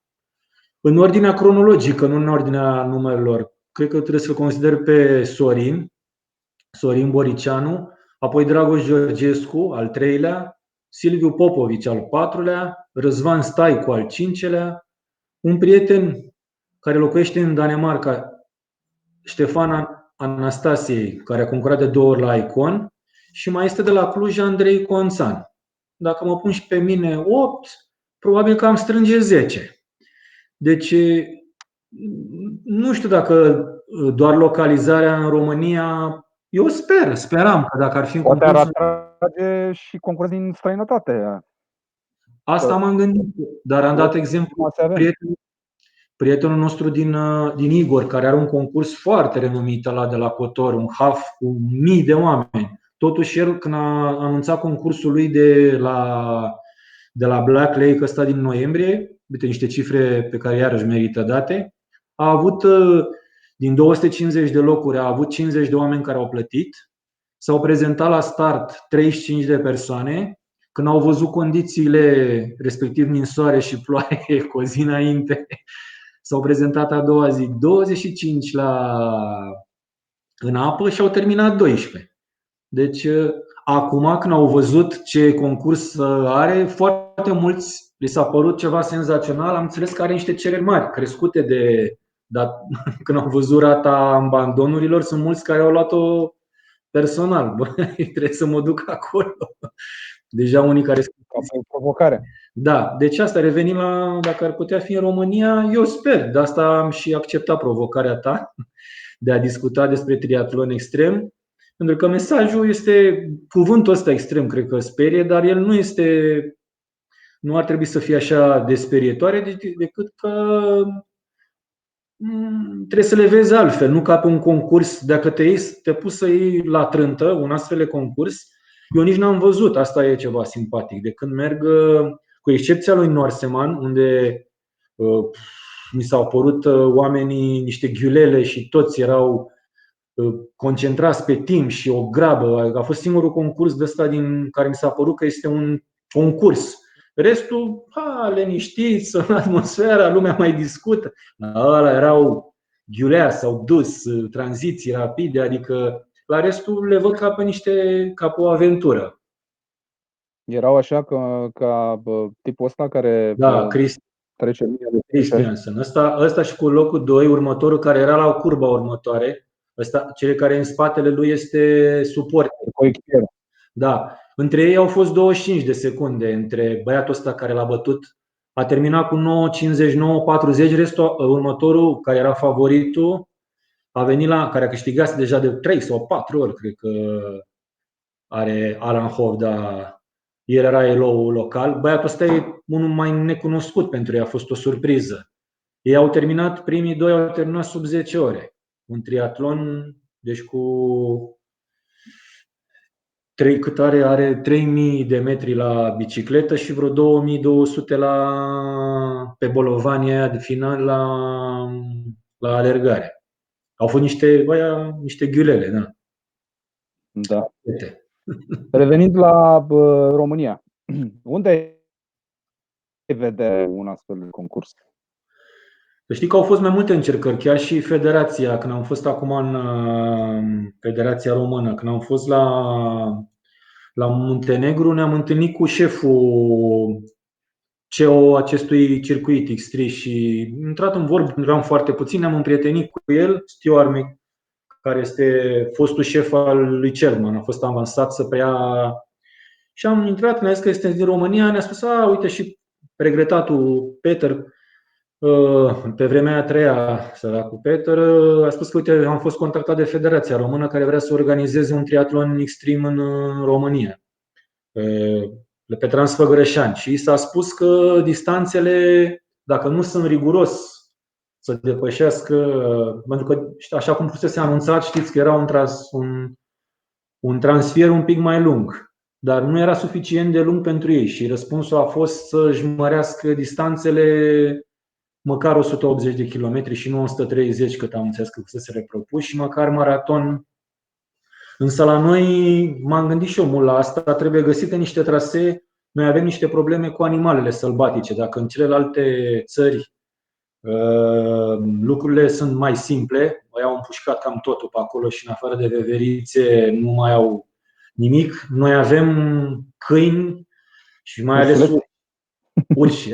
Și sunt o problemă. Orice concurs din asta nu termină nici primii 10 pe lumină. Restul de 200 termină pe întuneric și trebuie să-ți imaginezi că ai 200 de oameni prin munți. Nu știu, trebuie să-ți imaginezi și locul concursurile astea, nu există concurs fără munți, adică nu poți să organizezi un X3 la Giurgiu sau la Oltenița sau la București, exclus, nu are niciun haz, nici măcar la Ploiești, adică trebuie toate concursurile vor să atragă prin ceva și prin niște peisaje și toate au ori cascade, ori munți, niște peisaje fabuloase pe care le regăsești numai în munți. Adică nu trebuie să faci un concurs, ai putea să faci nostov. Eu am trasee în județul Prahova, sunt niște urcări groaznice, deci poți să-i duci pe acolo de fac 5.000 de metri în Prahova, dacă îi faci 2-3 bucle pe acolo, fără să treacă de 2 ori. Dar nu ar avea peisajele unui extrem. Și atunci, dacă nu poți să-i duci de undeva decât cu munte și nu știu unde putem să găsim fără urși. Trebuie găsită o soluție să nu urși, câini de vânătoare, ăștia, câini ciobănești la stână. Păi mănâncă pe norvegieni, pe un elvețian, ăla nu știe cum să supraviețuiască în munții din România. Te-am pierdut, Emilian. Cumpără-ți și tu internet.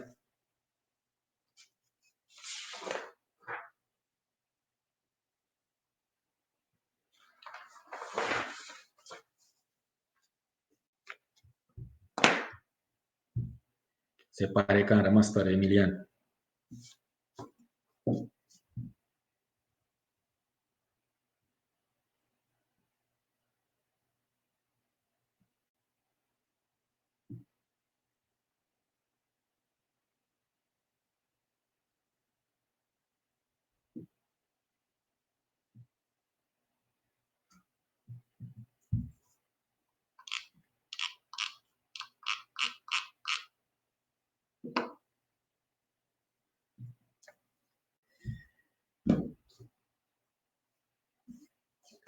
Emilian.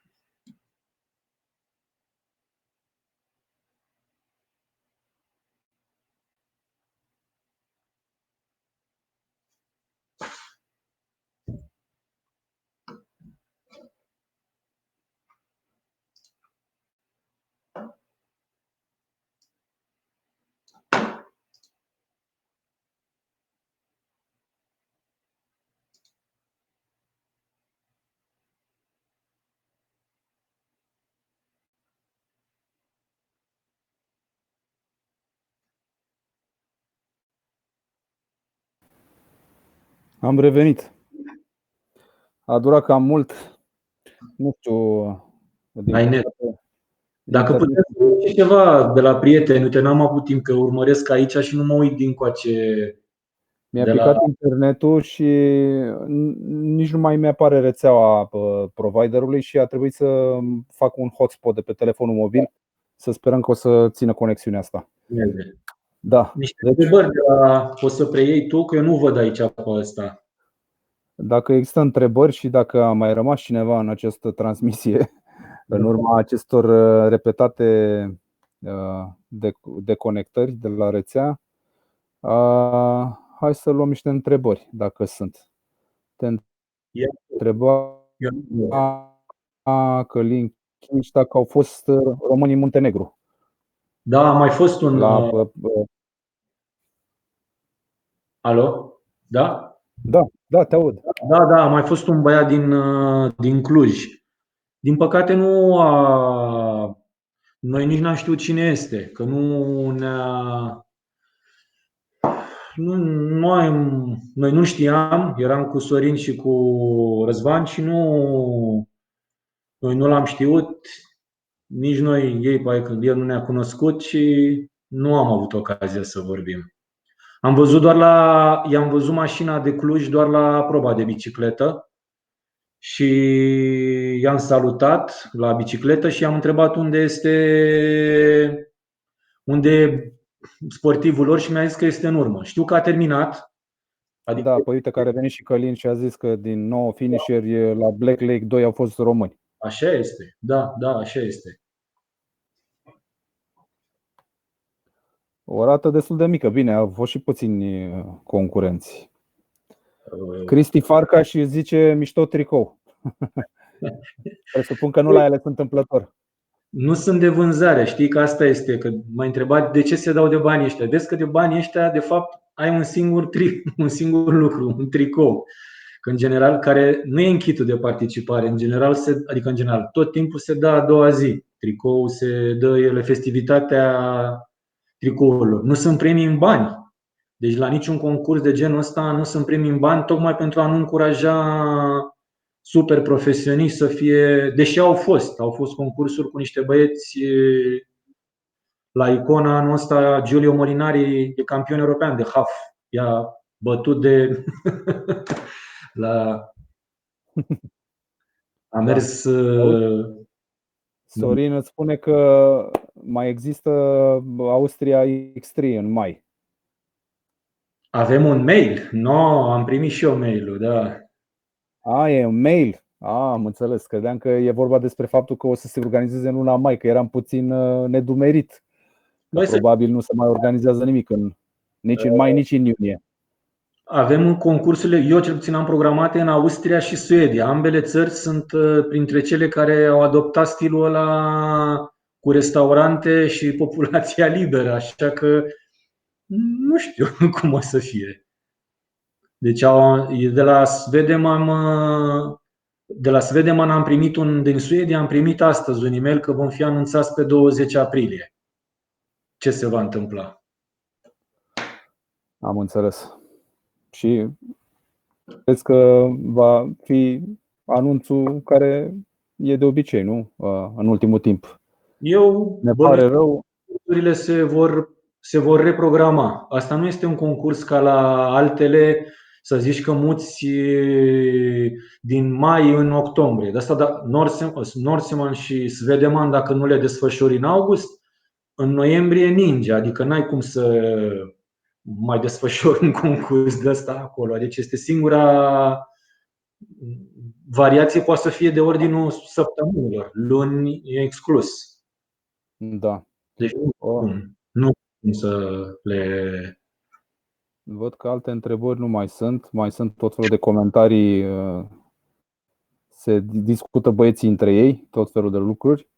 Dar alte întrebări nu am mai văzut. Aș mai fi vrut să te întreb eu. Cred că ești destul de afectat din cauza acestei pandemii, că nu mai poți să ieși cu bicicleta pe munte, să te plimbi o zi întreagă. Eu sunt un exemplu negativ. Nu e bine, trebuie să mă scoți de pe post. Detest trainerul. Tocmai ai donat home trainerul de bicicletă. Trainerul este la un bun prieten pe care sper să-l facă praf, să nu mai mi-l aducă, să-l macine. Sunt dușmanul antrenamentelor indoor pentru că le numesc antrenamente și ți-am mai spus că mi se pare exact opusul a ceea ce. Ce faci în această perioadă? Sunt la serviciu, sunt la birou acum. Mă duc de la birou de la ora 7 până la ora 7. Și până mă duc acasă, mănânc și mă culc. Deci m-am reîntors la activitatea mea de acum 15 ani. Nu ți-e frică că o să iei în greutate sau că Recuperăm. Ce să facem? Nu avem ce să facem. Adică nu sunt sau adeptul. că o să-ți pierzi forma fizică și nu o să mai poți să prestezi? Recuperăm. De ce să nu recuperăm? Păi facem. Cum am câștigat-o, așa o recâștigăm. De ce crezi? Eu așa sunt. Nu. Mi se pare că mă chinui aici în casă. Ce să fac aici? Deci nu ai de gând să faci niciun compromis, niciun fel de antrenament indoor, nici flotări, nici abdomene, nici home trainer că nu mai ai, nici cu de-astea elastice pentru mușchii de la not, Nu, nu. nici yoga. Da, yoga, da. Că la un moment dat erai pasionat de yoga. Yoga nu e antrenament. Yoga e necesară. Urmăresc. Am înțeles. Am un prieten cu canal de yoga. Am dus vreo 3 colegi de-ai tăi de club la el și sunt mari fan. Tot clubul vostru a devenit amator de yoga. Este vorba despre Unstoppable Sport Club, ca să îi spunem pe nume. Spunem că suntem prieteni cu ei. Păi spune și despre cine e vorba, despre ce antrenor de yoga. Are o pagină de Ovidiu, se numește Ovidiu Atanasiu. Da.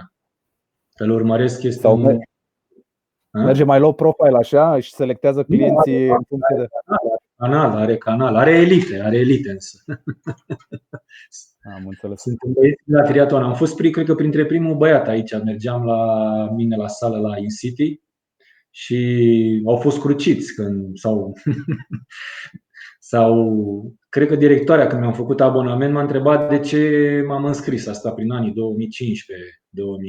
Simțeam că deja am nevoie de mobilitate și citisem că m-ar ajuta și nu-mi place să fac stretching. Asta e altă chestie, nu o să. Deci nu sunt un exemplu bun. Deci nu fac stretching, dar fac yoga. Și fac încălzire, normal, fac încălzire, tot ce trebuie. Dar yoga mă ajută foarte mult și aveam 2 ședințe. Le făceam lunea, tocmai când veneam după un weekend încărcat. Și m-a ajutat foarte mult. Nu știu dacă neapărat asta, dar eu n-am avut nicio accidentare de când m-am apucat de sport. Accidentare musculară, absolut niciuna. O singură excepție. Uite că a mai apărut un comentariu de la prietenul și partenerul tău, Ilie Răzvan, care zice să recomanzi băieților niște concursuri frumoase de X3.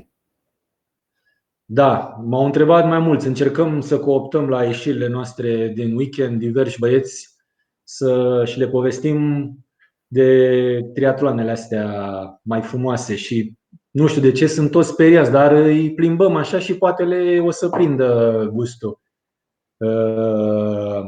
Și tuturor din ce am văzut până acum merită început cu Swissman. Deci Swissman este un concurs care are niște timp limită acceptabil și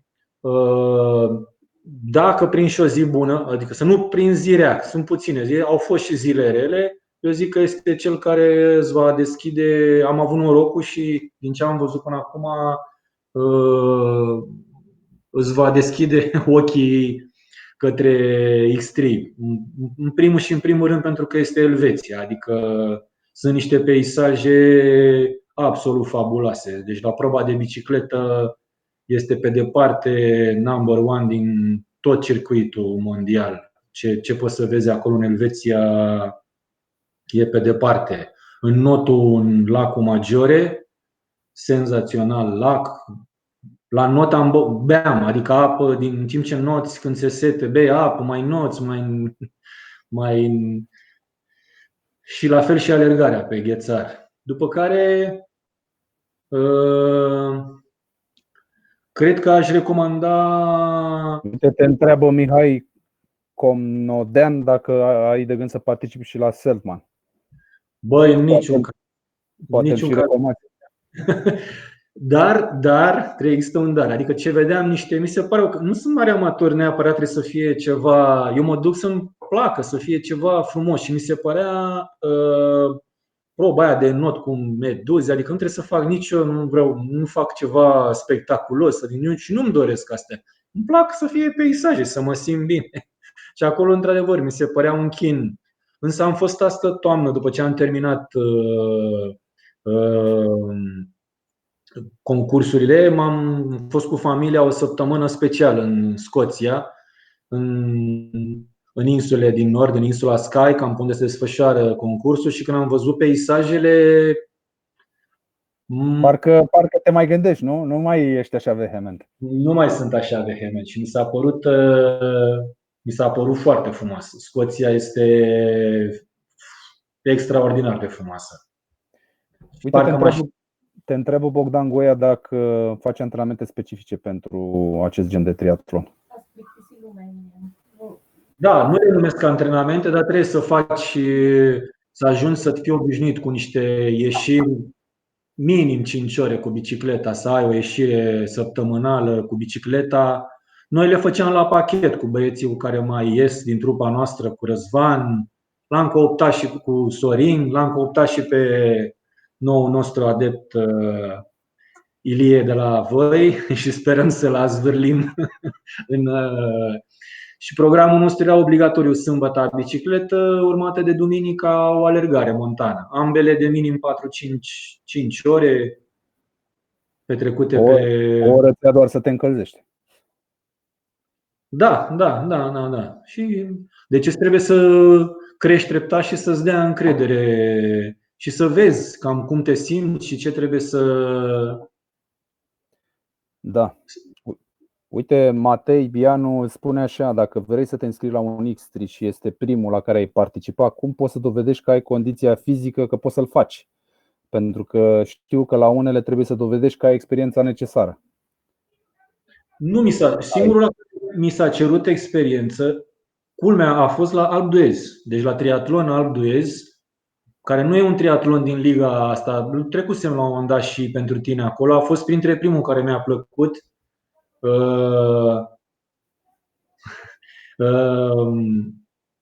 Unde organizatorul nu m-a lăsat să achit taxa până când nu s-a interesat el. Te caută el pe internet și rezultate, după care îți dă acceptul și îți dă link-ul către site-ul de plată. Deci numai așa ai putut să te înscrii, dar la restul până acum nu. Uite, a fost acum, pot să-ți dau un exemplu, la Icon în Italia, venise un băiat din Republica Moldova care era la primul triatlon. Adică și trebuie să spun că are 5.000 de metri, la 4.900 are la bicicletă. Evident nu l-a terminat, dar omul, nu știu cum. A încercat. A încercat. Deci vreau să spun că organizatorul deocamdată nu sunt criterii în care ți asumi pe propriu. Nu sunt criterii. Ne scrie și Mihai Vigariu, care nu este încă un împătimit al triatlonului extrem. O să îți spune, zice: doresc într-o zi să fac și eu o astfel de cursă. Îmi recomandă Bogdan Mihai Ioniză să încep cu unul anume. Și ce părere ai despre pregătirea pentru un Ironman și pregătirea pentru un X3, având în vedere că ai făcut ambele? Care este mai greu de pregătit? Asta dacă vrei să faci un bun pentru Ironman versus să termini un X3.